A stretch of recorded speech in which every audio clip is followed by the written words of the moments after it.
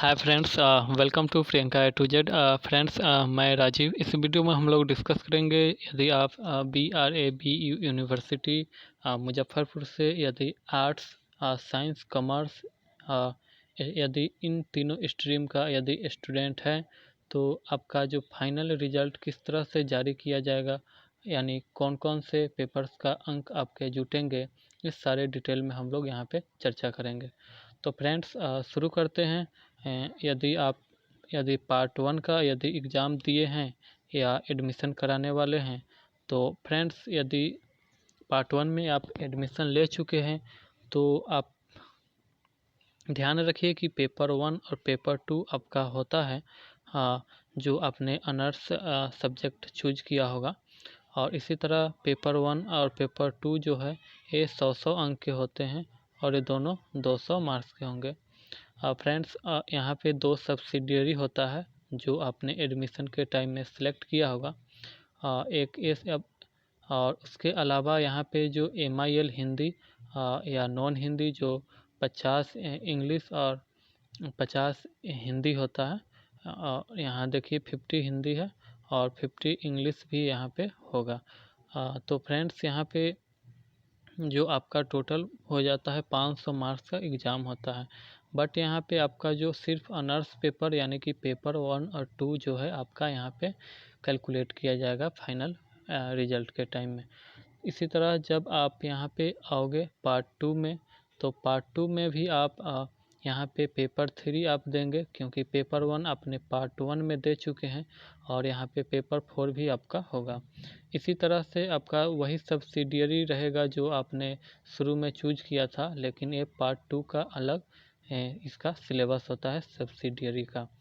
इसी तरह आपका नॉन हिंदी या MIL जो आपने चूज किया होगा एडमिशन टाइम वही रहेगा, सिर्फ ये पार्ट 2 का ये सिलेबस यहाँ पे चेंज होता है। तो आप लोग पार्ट 1 और पार्ट 2 का अलग अलग तैयारी करें।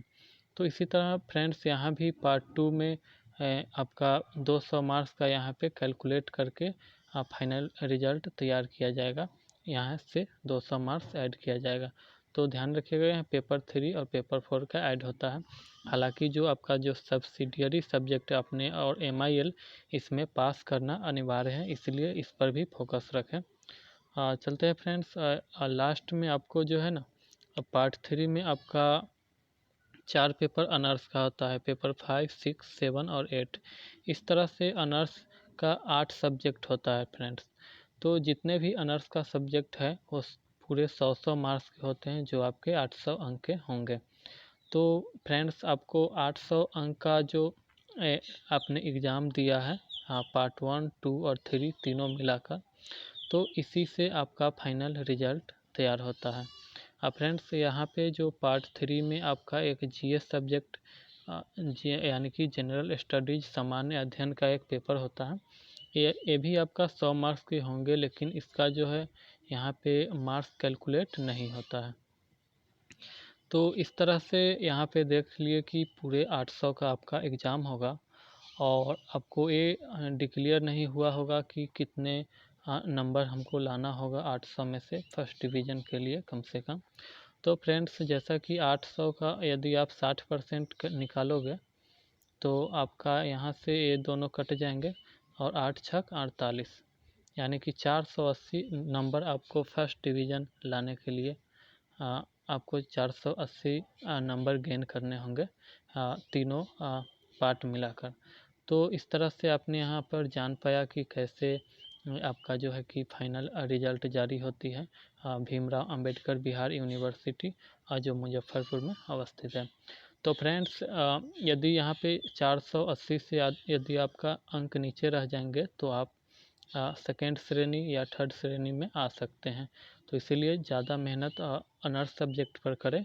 हालांकि आपको इस सभी पे ध्यान देना आवश्यक है, क्योंकि यहाँ पे सब्सिडियरी और जो आपका MIL हिंदी या नॉन हिंदी जैसा कि 50-50 इंग्लिश और 50 हिंदी होता है, तो इस सभी में पास मार्क्स लाना अनिवार्य होता है। तो इसीलिए सभी विषय को फोकस करके चले। हालांकि आपका जो मार्क्स किस तरह कैलकुलेट होते हैं आपने इस वीडियो में पूरी तरह देख लिया। तो फ्रेंड्स अपने दोस्तों के साथ भी शेयर करें। यदि वीडियो अच्छा है तो लाइक्स करके और सब्सक्राइब करके और बेल आइकन ज़रूर प्रेस कर दीजिए। Thank you. हम मिलते हैं नेक्स्ट वीडियो में।